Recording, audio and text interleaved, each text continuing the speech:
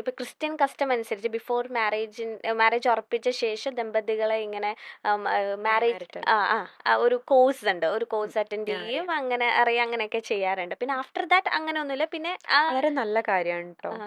Group create ചെയ്യും. പിന്നെ നമുക്ക് എന്തെങ്കിലും മീറ്റിംഗ്സും അങ്ങനെയൊക്കെ ഒരു ഗെറ്റ് ടുഗദർ പോലെ ഓൺലൈനൊക്കെ നമ്മുടെ ഒരു കസ്റ്റത്തിൽ ഇങ്ങനെ അറേഞ്ച് ചെയ്തിട്ടുണ്ട്. അപ്പം ഈ സക്സസ്ഫുൾ ആയിട്ടുള്ള ഒരു റിലേഷൻഷിപ്പ് ആയാൽ കൂടി ഒരു 2 മന്ത് ഇങ്ങനത്തെ ഒരു തെറാപ്പിസ്റ്റിനെ കാണുന്നത് അല്ലെങ്കിൽ സൈക്കോളജിസ്റ്റിനെ കാണുന്നത് എന്തുകൊണ്ടും ബെറ്റർ ആയിരിക്കും അല്ലേ? അത് കപ്പിളായിട്ട് തന്നെ കാണണമെന്ന് നിർബന്ധവുമില്ല. ഓക്കെ. ഇൻഡിവിജ്വലായിട്ട് കണ്ടാലും ഓക്കെയാണ്.